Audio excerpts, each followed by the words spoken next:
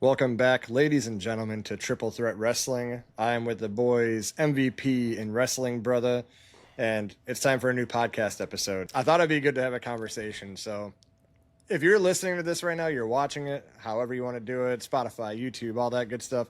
You may hate everything we're going to say. I have no idea, but I wrote down some topic points. I sent you guys in a text. We got to talk about what TKO is doing at WWE. And more importantly, what that does to us as wrestling fans, right? So the first thing I wrote down is creative risks are getting smothered by corporate caution.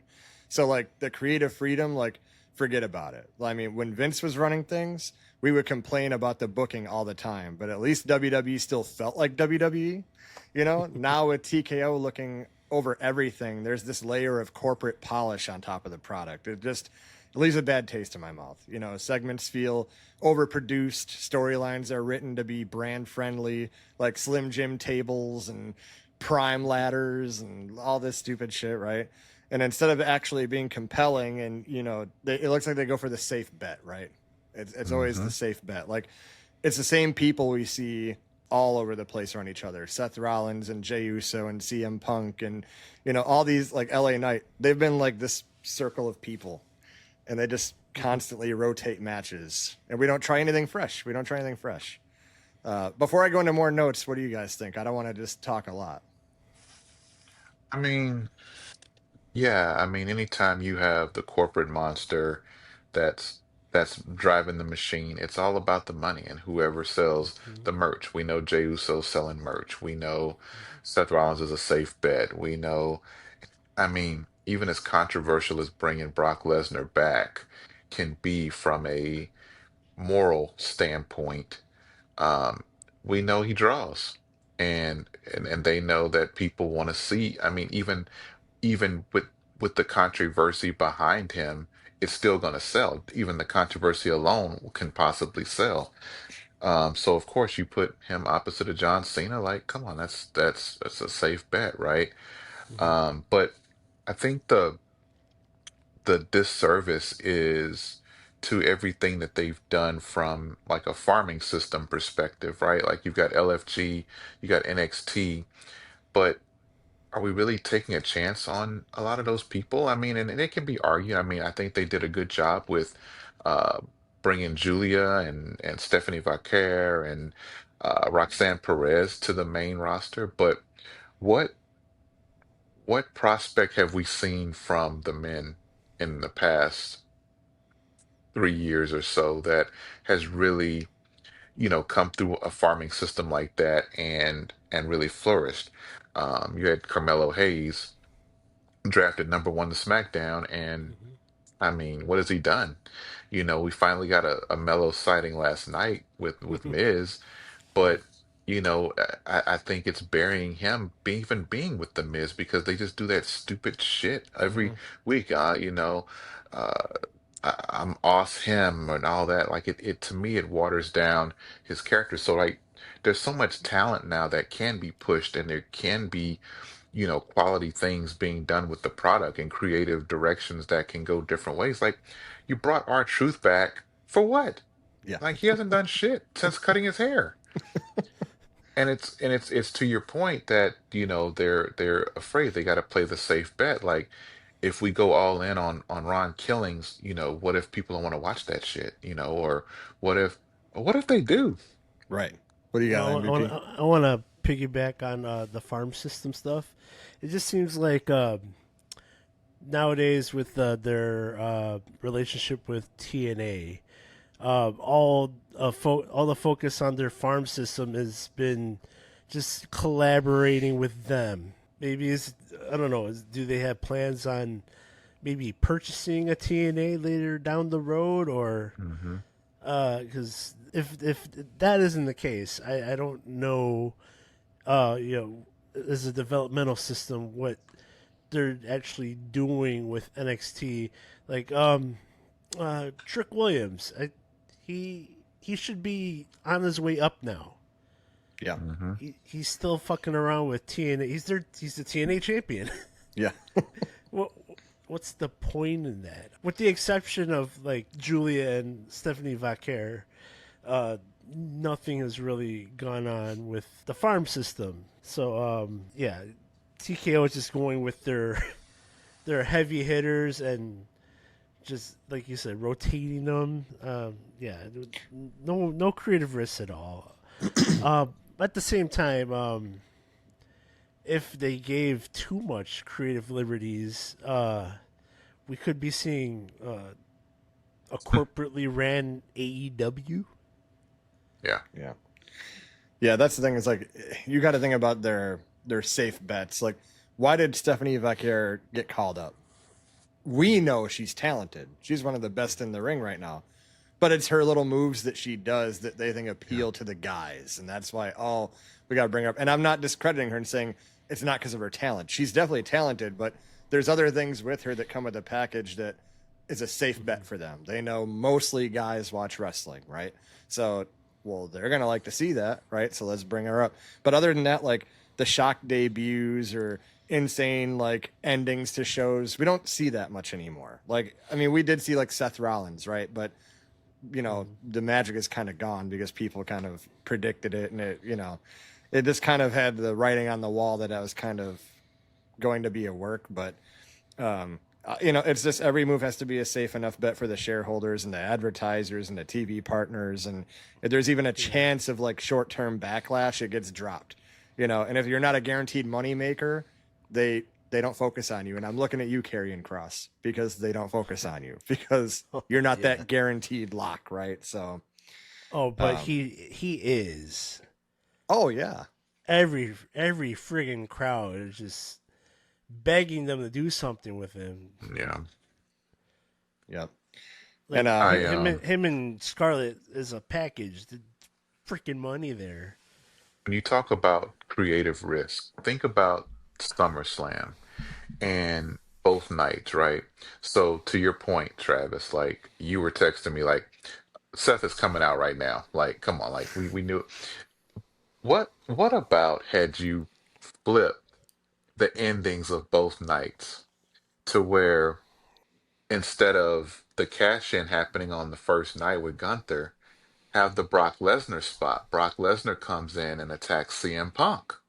Because and then the next night you have the Seth Rollins cash in because now it's a little unpredictable because we're all expecting him to cash in on CM Punk.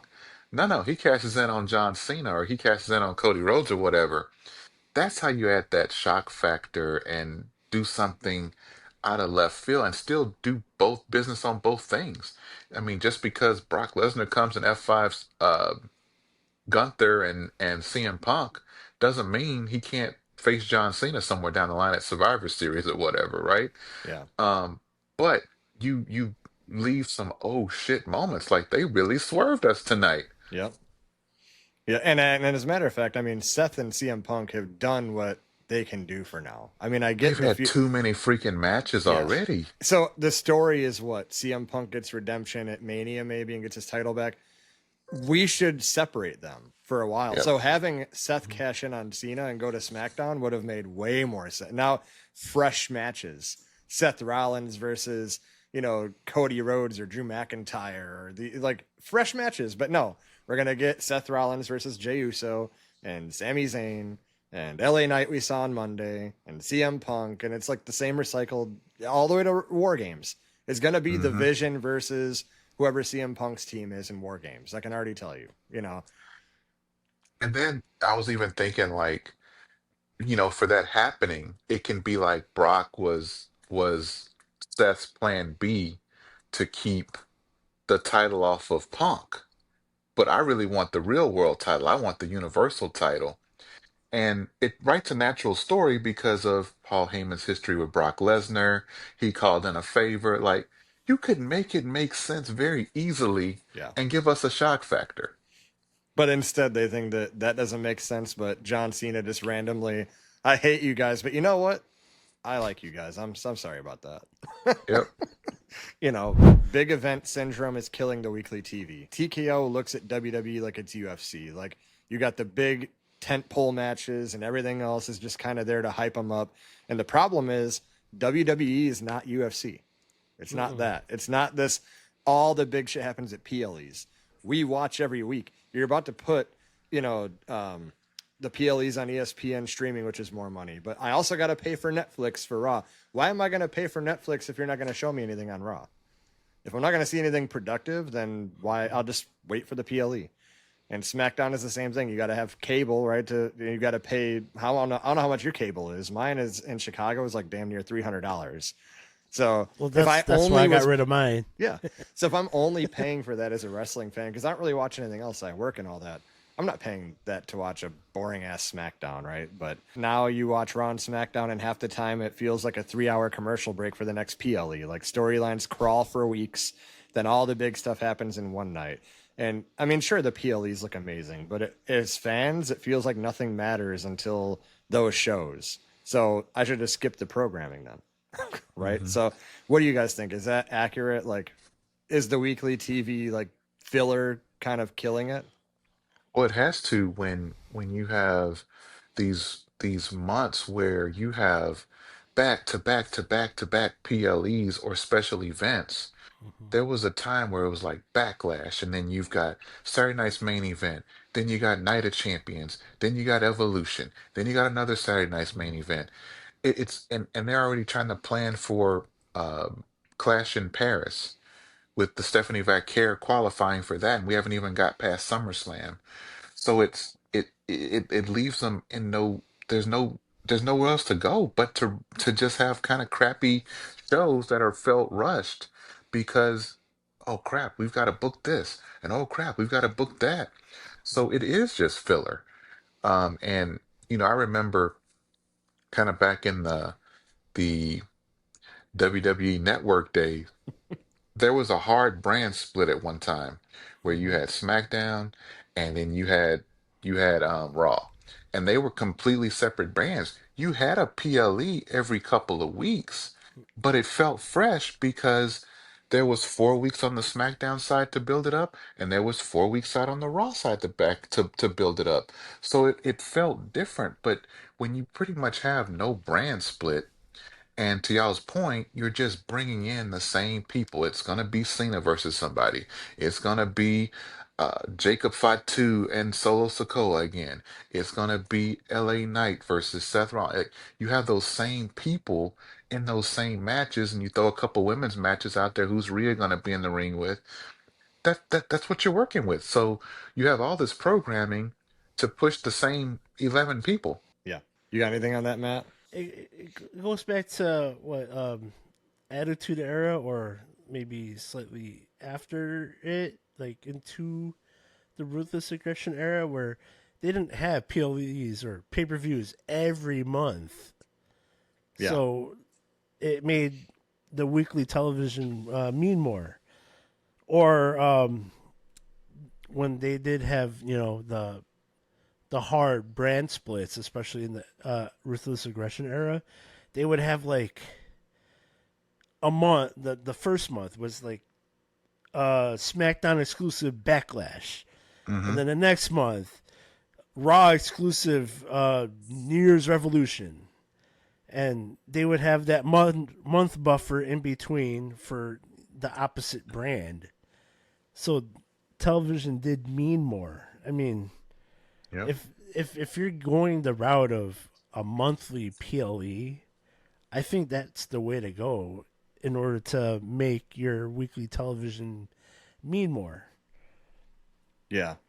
I mean, and when you look at the match cards too, like everything is optimized for like the broadcast partners, which means like shorter matches, quicker angles, and then a focus on moments to pop social media. It's literally a highlight culture now. That's what we do now, right? We go on TikTok and we react to these big moments because we want WWE to show us on their channel. We're not that on this show. I've already talked to you guys. Like, we don't do that shit here. But I mean, if it's genuinely surprising to me, I posted a video of me reacting to Seth Rollins cashing in because I actually enjoyed it. I mean, it could have been different, like to your point, Jarvis, but it did entertain me. Like, I mean, throwing the crutches and pulling the whole Fresh Prince of Bel-Air. Baby, I can walk. But but it's highlight culture over wrestling culture, and that's a huge problem because PLEs should be big and stacked and must watch, and we're just getting the same recycled stuff. So it's nothing to even look forward to. And the thing is, they're making money hand over fist at the PLEs, right? I mean, I went to Raw a few weeks ago, and my ticket was like $200 for Raw. I remember a few years ago, like you could get in the build. One of the selling points was tickets as low as $20. Mm-hmm. You can't even park for $20. No. Yeah. And now, so and so you're talking about that's just Raw. So now you're talking about Mm, this premium live event where you got the yeah. premium seats with the foldable chairs that the premium seats take home. And I mean, It's a you mortgage know, payment. it's Yeah. exactly. And then you have your super premium live events, your Summer Mm. Slams, your Royal Rumbles, and whatnot. Those are going to be super expensive. The Um, house so down payments. And so you think about, now TKO's in debt, right? Like several billion dollars in debt. So they're using WWE to chip away at that quickly because WWE, we can dog the product all we want. We can say it's formulaic. We can say it's, no shock value, but they're making a ton of money and they're Mhm. super marketable right now, and a lot of people have interest in that company, and TKO is exposing those interests. And it's why we have Slim Jim tables. It's why we have $400 tickets to go see Raw. Right. Mhm. It's they eliminated house shows essentially to eliminate travel and extra expenses for that. And they're supplementing that by charging more for Raw and PLEs. Yeah. We're the ones suffering. I mean, I do remember going to Raw on a $20 ticket. The same seat. Travis and I are gonna go watch John Cena's last show in Chicago, and those seats were damn near $200. Yeah, it's Yep. ridiculous. I mean, and Yeah. and that's the thing too. And I'm gonna get into ticket prices. That's a point I want to bring up. But like, you used to be, at least under events, like, let's bring the kids, right? We're gonna go take the kids to see them. I know you take your kids, right, Jarvis? You take your kids to these events, right? Not No, anymore. he didn't make it to Raw. Yeah, not when the tickets are $300, and then you gotta Mm. buy their nachos, and then you gotta buy their drink, and then you gotta buy John A Cena's shirt belt. and a Yep. belt. And like, Mm. you literally have to be rich to take your kids to the event. Mhm. Like, you can go as an adult by yourself, Yep. maybe, but it's just wild, dude. It's wild. And You have to be rich or go into debt yourself. Yep. well, that's the thing. Like, thank God for a firm, right? Like the little payment plan. But international expansion is starting to leave the U.S. fans behind. Now, this is a big one, right, guys? Because look, I get it. The money for these international shows is insane. Saudi Arabia, the UK, Australia. The site fees alone could found half of the year's payroll, right? But here's the thing: you can't forget who your main audience is. And right now, WWE's loading up these overseas cards with big moments and title matches, and U.S. fans are kind of, in the middle of the afternoon, got to tune in to watch it. And it's like, I got shit to do today. Like, I got stuff to do today. I'm trying to log in at 1 in the afternoon. My kid wants to go to the park. Well, hold on. I got to watch John Cena fight right now because they want to go where the money is, right? So, I mean, it doesn't feel like Saturday night must see wrestling anymore, and a lot of the matches are one-off special attractions anyway that don't even connect to the weekly TV stories. So, I mean, Hmm. look what happened. Huge moment.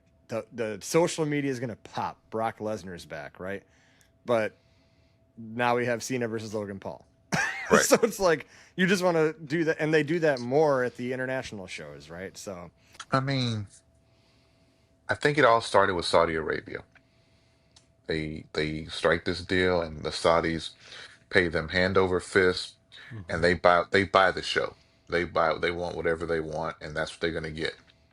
And so Dave Meltzer talked about, alleged this week that WrestleMania 43 is gonna be in Riyadh, and they want The Rock in the main event, yeah. and they're gonna get The Rock in the main event Oh, sure, yeah. Mhm. because they're going to pay for The Rock to be there and entertain their people. And so, we had the European tour earlier this year, and I'm gonna be honest with you, the European crowds taught us how to be crowds in the US Oh yeah. because they come up with the chants, and those crowds appreciate those events so much because they don't get them like we do.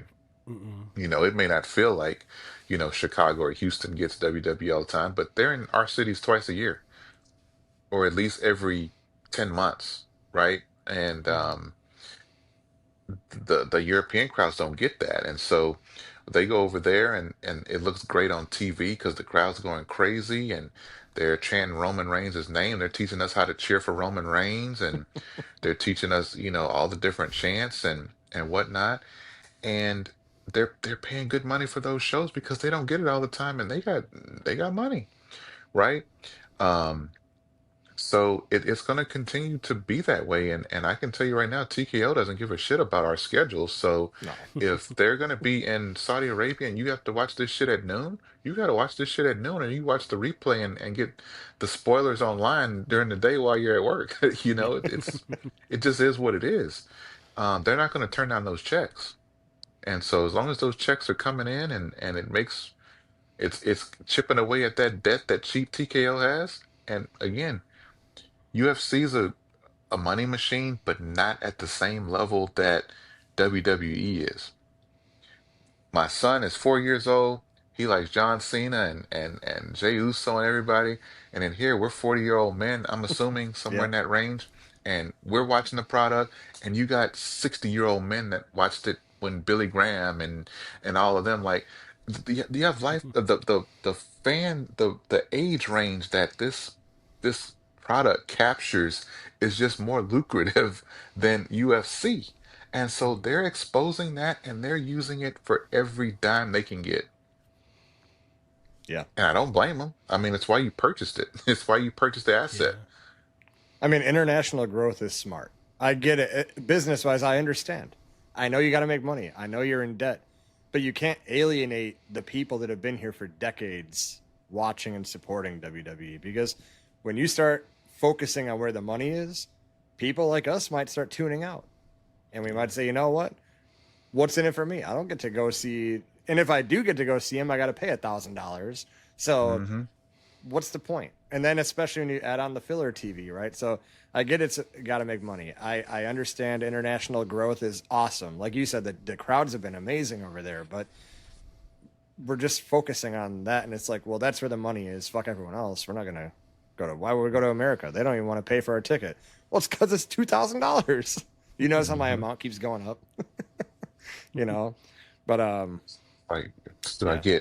do I buy tickets to Raw, or do I get eggs? Like, it's life decisions. Yeah. Yeah. Well, I mean, speaking of crazy ticket prices, that was my next point. It's getting under my skin because the ticket prices are just so high under TKO, and they're not just creeping up; they've gone to like full rocket launch into the stratosphere. And you used to be able to take your family, like I said, to a Raw taping without taking out a small loan. And now you want good seats? Be ready to drop hundreds and thousands per ticket. Ringside, I hope you got a spare thousand laying around. And it's not just the WrestleMania Rumble anymore. It's for like SmackDown in the middle of the year. Is like ringside is $1,000, and this kills what wrestling has always been about: accessibility. WWE used to be that thing that you could share with your kids or your friends or your community, and now it's just becoming a luxury event. And I'm telling you, Mm-hmm. TKO sees a full stadium and they think we nailed it. But what they're missing is the fans who can't afford to be there anymore, the families who will never get that magical first live show with their kids. They're going to stop going because they can't afford it. That's the problem, right? Jarvis, what do you think about these ticket prices? I started cringing when Triple H was going overboard with I get bad blood. We did a record gate here in Atlanta. Like, you're literally bragging about ripping these people off. Yeah, You're bragging about charging on average $275 for a PLE in a basketball arena.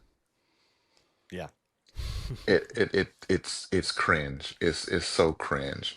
Um, and it's one thing if it's a record gate because the product is so hot that you got like standing room only, and you've got record attendance is something to brag about, but record gates is just it's crazy in this economy. Um, you know, WWE was here in Houston a couple weeks ago, and my son was like, "Oh, he's been saying I want to go to wrestling, blah blah blah blah," and I knew Raw was out of the question. I Yeah. was like, Raw is Raw is not an option. So I'm like, okay, let me see about NXT. NXT tickets were as much as Raw, Oh my! Jeez. I haven't checked NXT tickets. and I'm like, so you mean to tell me I gotta pay $170 to see Trick Williams? And I like Trick Williams. I love the NXT vibe. All that's great. I think Shawn Michaels doing great work with that with the people there. But at the end of the day, it's part of the farming system. Like this is not the big leagues yet, And so I thought that was ridiculous because I was like, okay, I can get us tickets to go see that, thinking it would be affordable, thinking, this will be something that'll be like $50, for a decent seat. But no, it wasn't. And no, I mean they're not backing down on the price. As an entrepreneur and a content creator and all that, like I get wanting to, you set your price, you live your life. You feel that, you have a premium product, you charge a premium price, but at the same time, a lot of your most loyal fans right now are young kids. And if I'm 12 years old and I'm asking my dad for, to go to Raw, like I better be doing a lot of shit right at home and in school because that's a huge ask. Yeah. Asking them, to spend $400 on, a couple tickets to go see this because it's not. So, again, I get it. I mean, they're they're selling the tickets. They would, if they weren't selling tickets, they would have to cut the prices, right? So they're selling the tickets. So until people stop buying them, that's what's going to happen. Yeah, I mean that's my whole point. Is under TKO, WWE isn't being run like a wrestling company anymore. It's just this entertainment asset, which does sound smart in the boardroom, but in the real world, it means the product is less creative, it's less accessible, and they're just squeezing every last dollar out of us. So we are buying the tickets, but eventually that fan goodwill that's been built over years, it's not going to be there anymore. Because within a year, like next WrestleMania, is it really going to sell out? I don't think so. Not if the card is like it was this past year. Like, I would have rather paid to see the TLC match on SmackDown. I would have rather paid to see So dumb. SmackDown than Mania, Yep. So, Or the crowd is just gonna be filled with like celebrities, rich people, Yep. athletes. oh, well, I think that's what yeah. they're going for. I think that's what they're going for. Well, it is. That's what the whole point is like it's a luxury now. Like The top they want it to be 5%. UFC. You look in the Right. UFC crowd, oh, look, this person's here and this person's here and Justin Bieber, I don't know if he goes, but he might be. But it's like then they do it in WWE. Oh, look, like Lil Yachty's in the crowd. Like I don't give a shit about Lil Yachty in the crowd. Like get his Hmm. ass out. I hope he paid $1,000 for that ticket. I really Nope, hope so. they pay for him to be there. Yeah, Oh, depending on the Taylor city, Swift right? in a Like, box. yeah. Like the NFL's starting to do that. Taylor Swift up in the, Taylor you got to Swift in watch a the Chiefs box. game. Taylor Swift's going to be there. Oh, boy. Like, That's always what I watch football for. yeah, got to see Taylor Swift, right? So I saved the grand finale for last. Has everyone saw the news by now that you want to watch a PLE next year, you're going to have to get the new ESPN streaming app? And we've already talked about the corporate takeover, and it's sucking the soul out of WWE, in my opinion, right? Overproduced creative and safe storytelling, all that. But I want to break down this cost, okay? Because ticket prices are already one thing, right? It's ridiculous with everything. Now, if you want to watch WWE every year, and this is not for a cable owner, this is just if you stream, right? I wrote down the numbers here. Netflix is $120 a month, and that's if you do the cheaper version with ads, right? Not the $17.99. Just 120 a month? no, A a year. year. Sorry, a year. Okay. Yeah, year. no, a I would month. say, Damn. yeah. I wonder who would pay that, but not me. PLEs now, thanks to this new shiny ESPN deal, 360 a year, $30 a month. Peacock, if you want to watch all the WWE library, that is 132 a year. Is that staying on Peacock? No, it's moving to It ESPN it will or move, yeah, but they yeah. still have a rights deal with Peacock for I don't know how long, but it eventually will go to ESPN. And I know that people are watching right now, like, well, if you have cable, it is included. Yeah, I'm not talking about that. Just if you're streaming, SmackDown, if you want to watch it, you have to get Hulu Live TV, and that's $83 a month, which is a total of like $996 a year, right? So it's like, how much do you really want to watch WWE? With you gotta like play a carousel of like, well, I need this app for this and this app for Raw and this app for PLE and this app for this. Like, it's so stupid. It's so stupid. So now let's talk about cable owners. So your average cable bill is $250 a month. Netflix is $120. The ESPN is $360, and that's about $730 a year. That's if you have Peacock already on your cable, right? If you have that part of your package. And if you don't have Peacock, it's up to $880 a year with everything. So that's just insane. Before you could watch everything for the cost of a cable package or a cheap streaming bundle, and now this scatter shot maximize every revenue stream is it's just crazy. I'll go to Jarvis. What are your thoughts on this? Man, again, as a creator, as a entrepreneur, you think about like, man, how can I have a content library like that where I can have so many companies vying for my content? So again, from a business aspect, you get it. Like, hey, ESPN is paying me double what Peacock was going to pay me for this content, and they're going to make me look more legit because I'm on a sports brand now, and it's a no-brainer. So, ESPN is going to make it seem more like a premium product than Peacock. It's going to look good. I would imagine you're going to have some cameos from some ESPN analysts.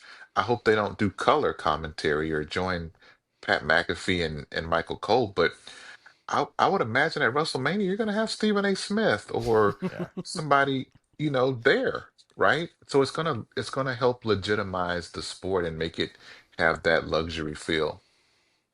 But yeah, they're stretched really thin. Yeah, I mentioned, NXT was in Houston, and I wanted to go, but I'm like, I'm not going. And they announced that Undertaker was going to be there to confront Trick Williams, and so I'm like, okay, I'll just watch it. And I realized I don't have anything that has CW on it. Like, See, so yeah.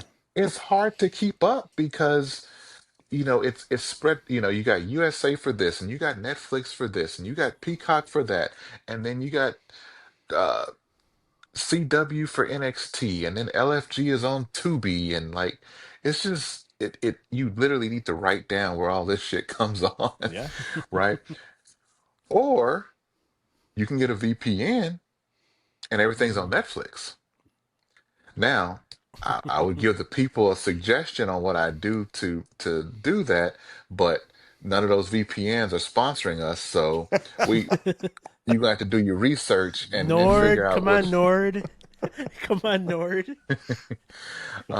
If you didn't know, in other countries, US is the only country where we have to go to all these different platforms to do it. Every other country, everything is on Netflix. So with your VPN, if you get a VPN service and you do it right, hint hint, Indonesia.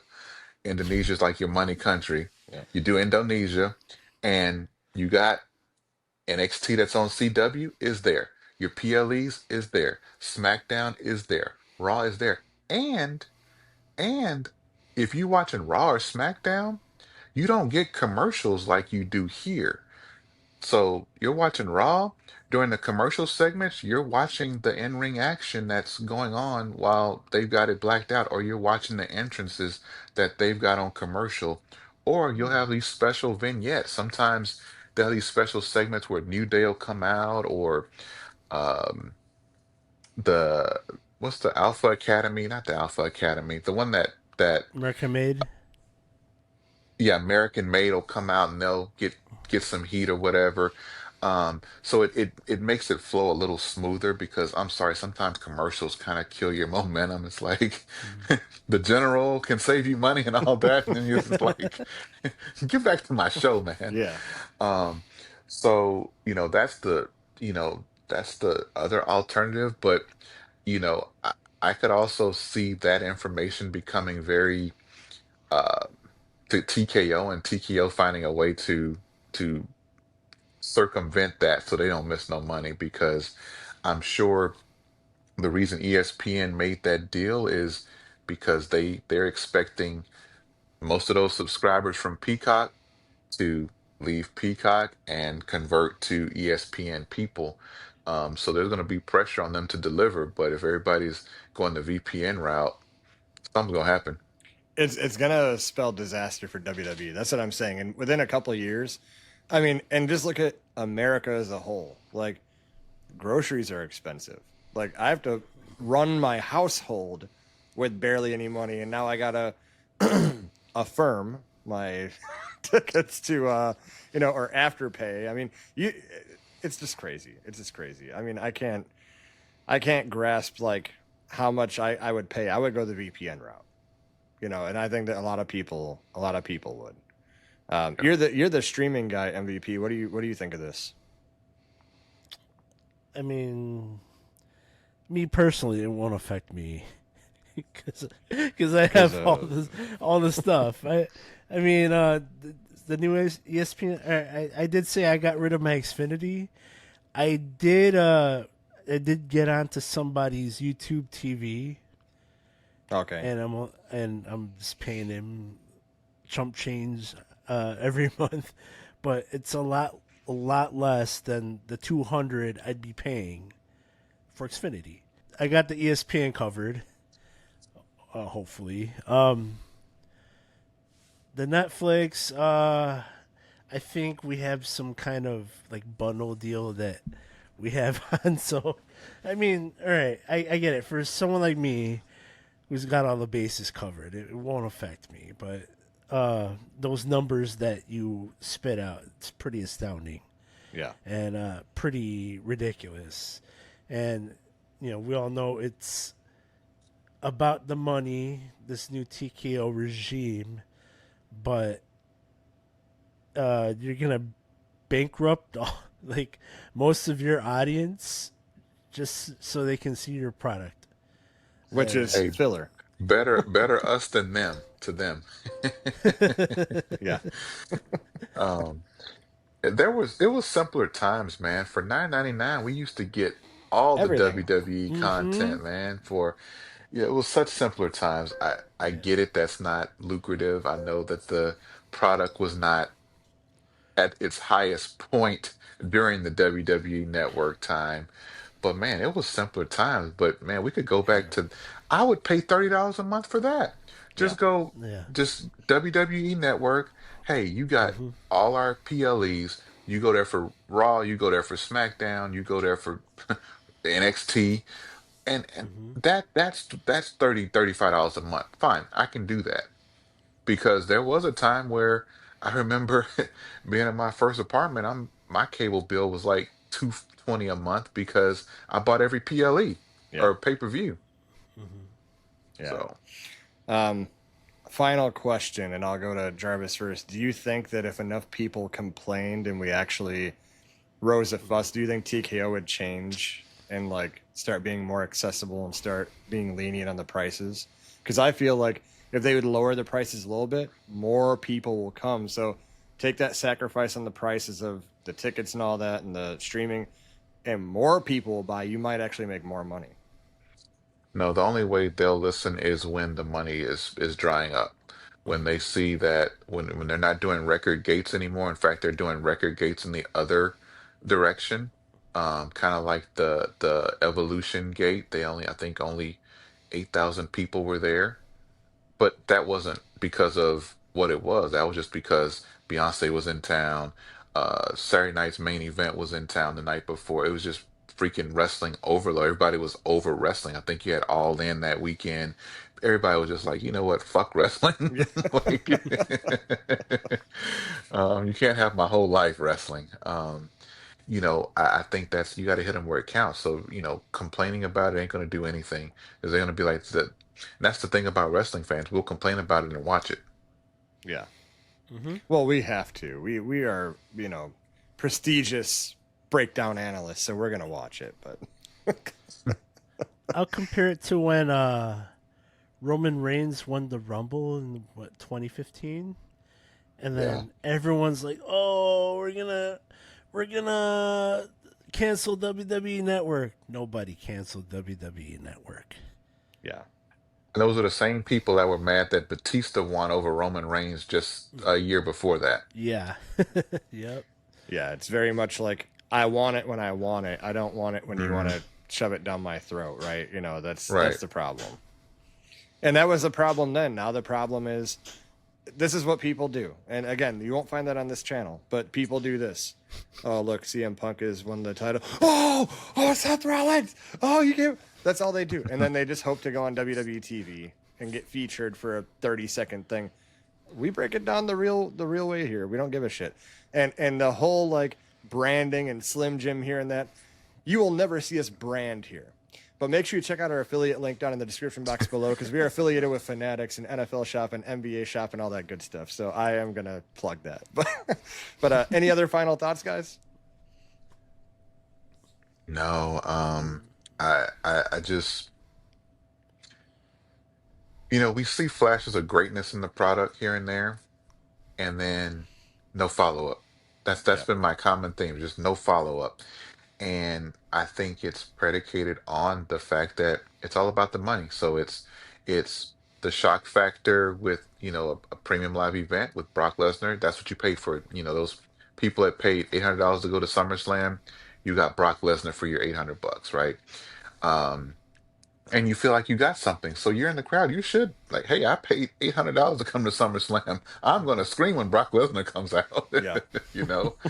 Um, but then, there's no follow up, and that really irritates me. Is like you have this opportunity to create compelling week to week television, because you do sometimes do pretty good things at your PLEs, even if it's predictable. Sometimes predictable is good, right? Like, y- because you don't want shit to happen all the time, and they'd be like, "Oh, that was horrible." Like, so sometimes predictable is good, but it's like, okay, you did this Brock Lesnar thing. Okay, well, where the hell is Brock Lesnar? you Yeah. know, or is Cena even gonna, like, now you're fighting Logan Paul, and it's just this half-ass follow-up to everything that just makes everything feel watered down, and we don't deserve a watered down product. Yeah. Not for the You price. that it could, because those same fans that may have only paid 250 to be at Raw deserve a premium show, and you got to give them that. And you know back to the foreign concept, they gave the Montreal crowd got Sami Zayn from Raw, and they got a John Cena match. Mm-hmm. Yeah. That main event actually was, for a SmackDown, was kind of loaded. They got spoiled on that one. They We don't get that in America. In America, it would That's have the been point, yeah. Braun Breaker, and Bronson Reed versus Damian Priest and LA Knight or something, Yeah. like. But the Montreal crowd got the stars. And the unfortunate thing is, like, that's the point, right? Like an international show, like, let's focus on the crowd. What would have been a better show overall for the product, for us fans watching? You say that JC Mateo and Hikaliu or Talatonga, they're going to go for the tag team titles. Why didn't Uncle Howdy come out to fight Solo Sikoa? That would be a fresh feud. Wyatt Six versus the MFT, something you haven't seen, right? That would have been very good. But no, Because it what is was Jacob Fatu gonna do? right. Well, yeah, exactly. We need to Now have we him got go to through the gauntlet come up with again. creative for Jacob Fatu. You fucking kidding me? That's too much. That's too much like work for Triple H. Yeah. Yeah, I'm telling you. And that's another thing. Here's what I hate the most. People that said this a year ago. Remember this shit? Let Papa H cook. This shit's burnt. Okay, he's done cooking. I'm done watching him cook. I'm done with it. Like, he's trash. The Rock is trash. All of it's trash. Like, it's just terrible. Let Papa H cook. He don't even know his damn way around the kitchen if that's the case. You know, and I haven't seen all of the Unreal episodes or anything like that. I think I've watched maybe an episode and a half or maybe two. I've no, I've gotten up to the one with the not the divas, the ladies. It was focused on the ladies. I got through that one. But what I noticed is there's too many chefs in the kitchen. Yeah. It's like 10, 12 people in the writer's room. For what? How can you featuring 10 to 12 people? So it's a writer per person? Like, Yeah. because it's not that many people that you, and then you wonder why shit leaks. That's why we knew that Seth Rollins was coming.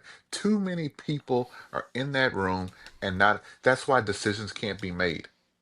Yeah. When you have too many people, that's why people don't get pushed. Because somebody's like, hey, why don't we put him against Carmelo Hayes? Who the fuck is Carmelo Hayes? Oh, he, it's the what the fuck, who the fuck is Carmelo Hayes person that screws everything up. Yep. Yep. And then Bruce Pritchard probably was like, well, I had good plans for this guy that Shawn Michaels invested a lot of time into, and we drafted #1 on SmackDown. But Nick Khan doesn't want that, and Nick Khan just wants, the Samoan dynasty on top, and it's too much. It's too many people. It should be like 4 people max, Yep. and then you bring in specialists. Like, you can say, hey, maybe Bobby Roode is a tag team specialist. Hey, we need an angle for this tag team. We're gonna bring Bobby Roode in to help us plan this. But when you got that many people in the writers' room, and then they were talking about, oh, for the John Cena heel turn, we need to call 5 people. We need to call, Oh, uh, yeah. and then why the fuck do you need to call Travis Scott We gotta other get than to Travis on the show phone. up?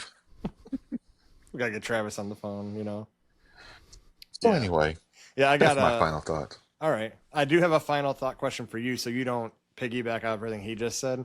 But before you do, to your point, Jarvis, did you see the part where you got Triple H sits back in his chair?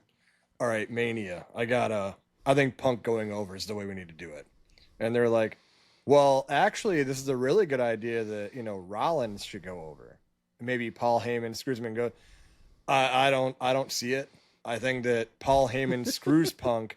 Punk overcomes that and he wins. It's like, you're getting paid how much to sit there? And then you hear this big straw. He goes, yeah, I think Punk goes over. He's shut trying the fuck up. He's trying to get into Punk's good graces, man. Yeah. So I gave him a final thought. Your final thought, MVP. Speaking of Unreal, because this is also TKO. What did you think of the series? Because I know that me and you debated on the text a little bit that you kind of liked it, I think. I enjoyed it. I think I was telling you, I don't think it revealed all of it. I think there was still stuff that still kept, under wraps. Not They to were try doing to. they were playing to the cameras. They knew what they were doing. Yeah. But they exposed just enough of the business to let you know how the shit works, but not enough where, oh, now I'm gonna go run my own company. Right. We're professional bookers now. Yeah. Right. I mean, I see it. I feel like again, this isn't a show for us. This is a show to bring in new people that don't know the business. It's not for people like People that us. know. Yeah. Yeah. But I mean, I made a video on this. It just takes you out of the moment. Cause like I made a TikTok on this. I want to escape my reality. I want to just focus on something that brings me joy. And it's like, oh, Seth Rollins and CM Punk fucking hate each other, dude. And then you see on Unreal, he goes, no, it'd be great if Seth stomps me and then he watches me from outside of the cage as I fade away. And Cena, that'd be great. It's just too much. Like, now, again, I did like it. I mean, I will say I did like, because I just like all the content. I will just watch it to watch it, But I just feel like it takes you out of the moment.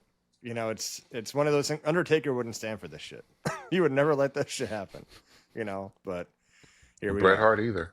No, not Bret Hart. It's the shits. It's the shits. But all right, that's enough. I'm done talking. We've had our final thoughts. If you agree that TKO is gonna put a hole in the boat and they're gonna sink, drop it in the comments below.